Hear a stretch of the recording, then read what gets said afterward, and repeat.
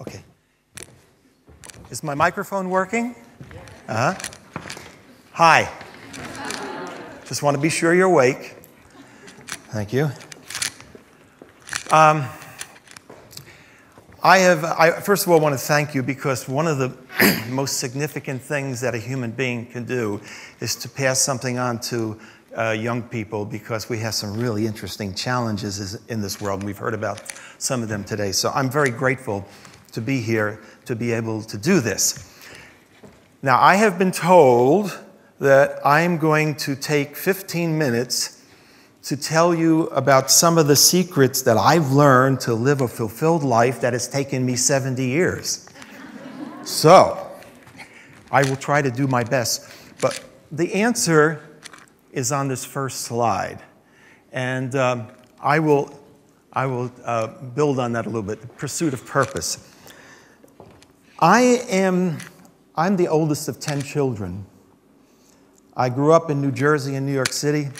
My father was a postman. By any measure of today, I don't want to say we were poor, but we were very modest in terms of financial capability. So all of us, all of my 6 sisters, my 3 brothers, and I, we all went to work early. My first big job, I've had 5 professions, and I have 5 lives I like to talk about. I was a lead singer for a successful rock and roll group in the 1950s, 60s. Please do not ask me to do this position. You probably will have to take me to the hospital. We sold several million records. The name of the group was the Royal Teens. And I was very excited about this business. I got to travel with Elvis Presley, Chuck Berry, Fats Domino, Buddy Holly and the Crickets. All of these people, the pioneers of rock and roll, they were my friends and my colleagues in the 50s and 60s. Now, I had another love, though, and I know this sounds weird, but I liked chemistry, physics, and mathematics. So I eventually got a doctorate in physical chemistry, did some business studies at Harvard and Stanford, and a fellowship at Cambridge. And I went to work for an oil company. Am I pushing the right button? Are we working up there? This way, that way, this way? There we go. Oops, let's go back. I went to work for the largest oil company in the world, became a research scientist, and after a few years, I became a director of research for Exxon. And it was really wonderful, learned a lot there about technology. But the bureaucracy of a large company was a little bit much for me, so my friend and I got in a car, went out to Silicon Valley, and I spent 30 years building companies in Silicon Valley. Most of them, the three of the biggest ones, were public companies. The one I'm most proud of is this one, Catalytica Pharmaceuticals, because everything we did in our company, and this was way before it was popular, was sustainability. We were the world's experts in catalytic technology. So for Catalytica Pharmaceuticals, we developed ways to make drugs cheaper and without using very toxic raw materials. We built this company from 7 people to 2,000 people in less than 5 years. Sales of $500 million a year. It was $1 billion company. And then somebody made us an offer we couldn't refuse, or the shareholders, because we were a public company. So we sold it. And for personal reasons, I then went back into entertainment. And I decided to become a filmmaker. And so I started a company called, I made a movie called What Matters Most. I really love this line, listen to your heart. It always tells you what matters most. Remember that. I started a company called Chateau Wally Films. I never knew, you'll see my current business is with Chateau Mazzali. I had no idea that I'd be in the Chateau business. We made a movie called What Matters Most, released in 2002. And it was the winner of 5 international film festivals and was released in 50 countries worldwide. including the Czech Republic, where it was dubbed. So this is my fourth business, and I then was living alone in California near Santa Barbara, and a beautiful Slovak blonde from Spišská Nová Ves walked into my house and imported me to Prague. She had bought this castle, this zamek, which was completely ruined, was owned by the Turner-Taxis family. And we completely renovated. It's now a 5-star luxury hotel. Some of you may know about it. It's an incredible spa. So this is life number 5. And in a way, this is also the entertainment business. Every one of these professions was very successful. Do you want to know why? Okay, I thought you would. It's because of conscious leadership. And I don't mean conscious leadership on my part only, throughout the entire organization. Now, what do conscious business leaders do? The first thing they do is they build businesses that benefit all of the stakeholders, not just the shareholders, not just the employees, which are important, but also customers, even your suppliers, the community, and in the end, they benefit the world. That's the first thing they do. The second thing is they are really passionate. They have one dream, one thing that drives him or her, and it's based on a vision, a mission, values, goals, and strategies that they won't tolerate breaking. That's what they want to do. And guess what?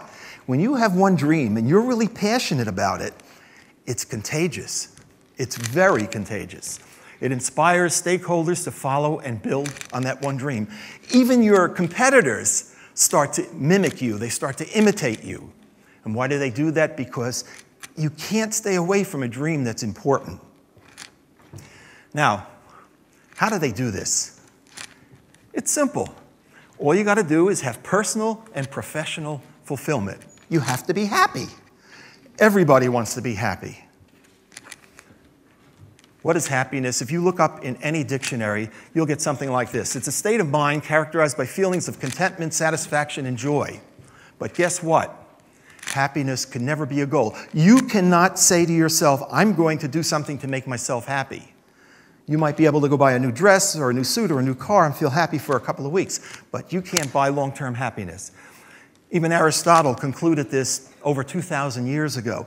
Most people, this is what they want. They want happiness, and they want to do it through beauty, money, or power. But guess what? It never, ever works. So, lasting happiness requires two things. Every one of you has a series of values inside your soul, inside your heart, which you cannot violate. And when you do, you feel pretty bad.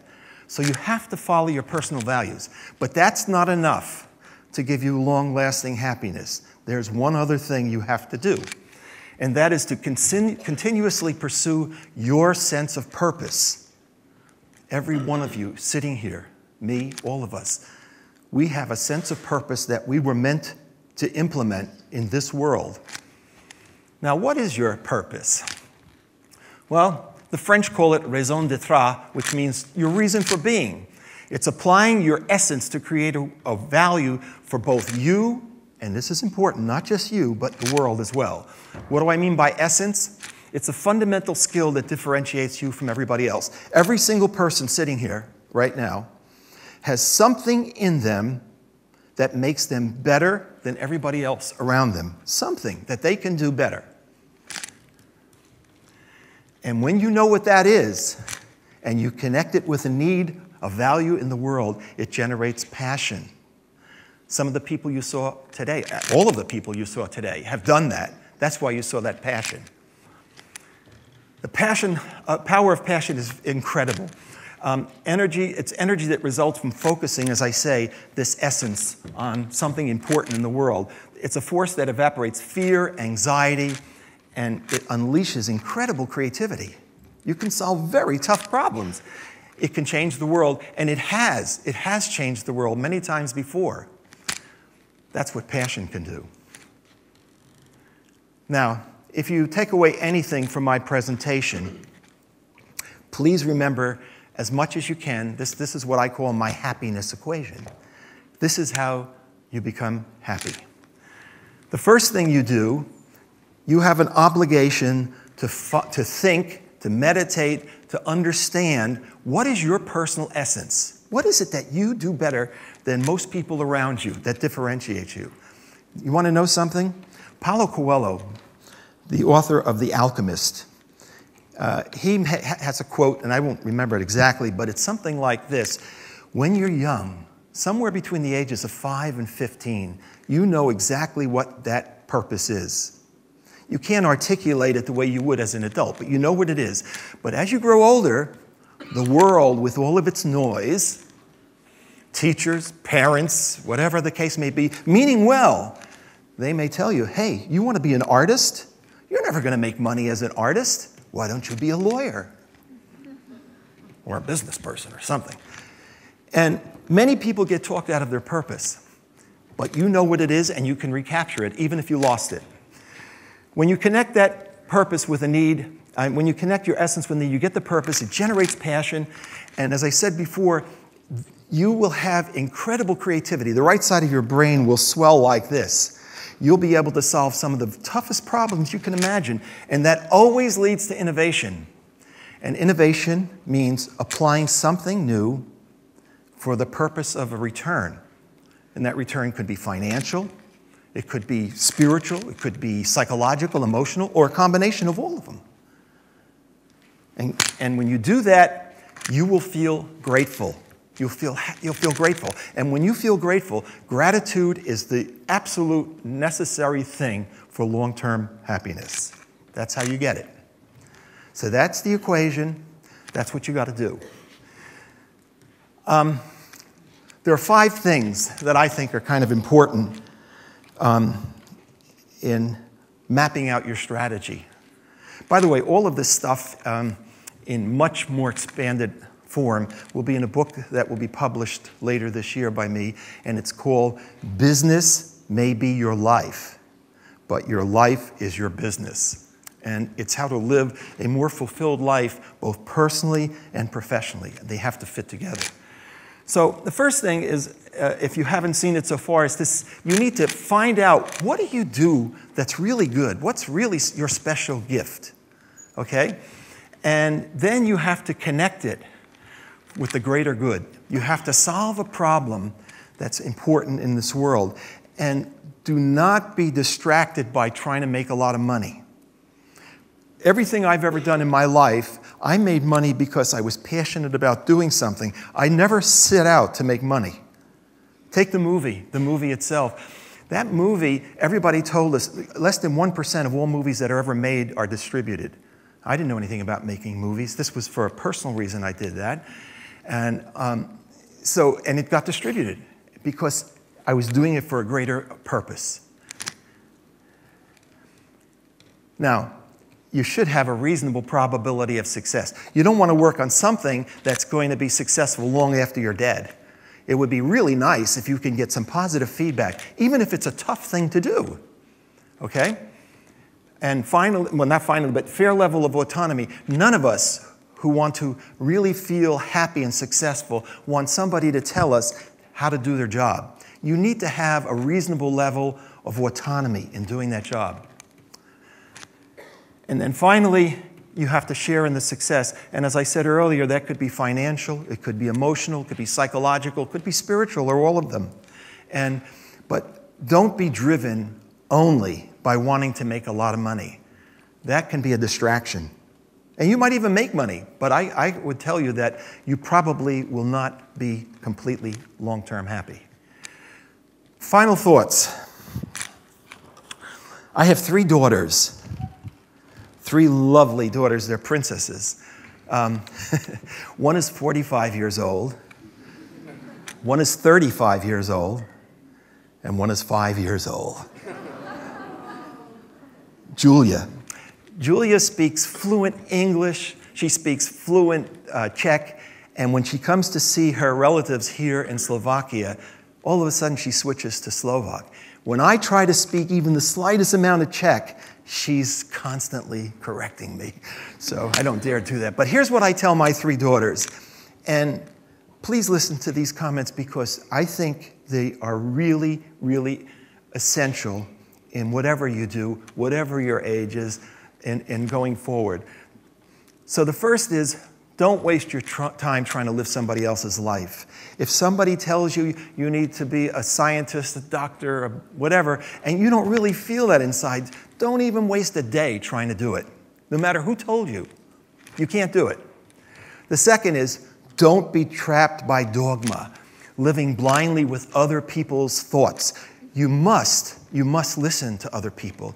Take advice, take it into your heart, take it into your spirit. But once you really, really integrate that into your own thinking, if it doesn't fit, don't do it. Don't let the noise of opinion drown out your inner voice. You're going to go into business, or you'll go to class, or whatever, or wherever you may be, and you'll have an idea, and some people may have completely different opinions. Hang on to that idea and be sure you give it enough time and nurture it to see, does it really fit for you? And if it does, grab it. Have the courage to follow your intuition.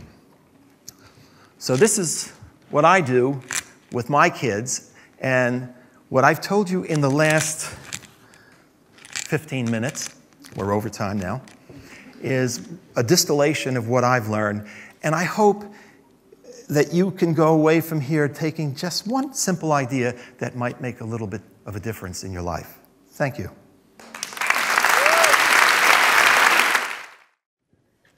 I'm ready. Ladies and gentlemen, Mr. Elvis Presley. Well, since my baby left me, I found a new place to dwell. It's down at the end of Lonely Street at Heartbreak Hotel. Well, I'll be so lonely, baby. I'll be so lonely. I'll be so lonely I could die. Well, the bellhop's tears keep flowing. The desk clerk's dressed in black. They've been so long on Lonely Street, they'll never, ever look back. They'll be so lonely, baby. You'll be so lonely. They'll be so lonely they could die. All right, let's pick it up now, Elvis.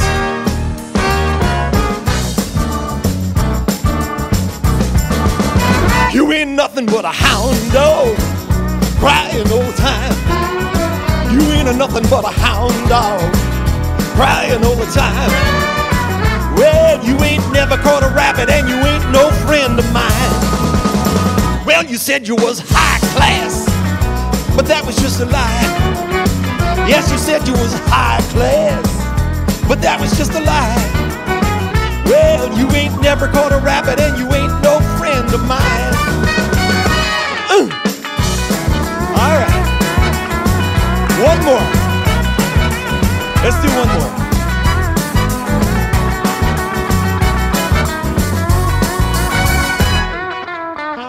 All right, here's Elvis again. Yeah.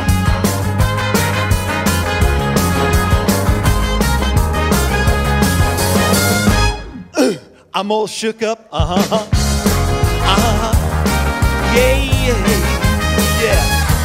Well, bless my soul, what's wrong with me? I'm itching like a man on a fuzzy tree. My friends say I'm acting wild as a bug. I'm in love. Woo! I'm all shook up, yeah, yeah, yeah. Voice starts shaking and my knees are weak. I can't seem to stand on my own 2 feet. Now who do you thank when you have such love? I'm in love. Ha! I'm all shook up, yeah, yeah, yeah. Now please don't ask me what's on my mind. I'm a little mixed up, but I'm feeling fine when I'm near the girl that I love best. Her heart beats so it scares me to death when she touches my hand. What a thrill I got. Her lips are just like a volcano that's hot. I'm proud to say that she's my buttercup. I'm in love. Ha! I'm all shook up. Yeah, yeah, yeah. Yeah, yeah. I'm all shook up. Ha! Thank you.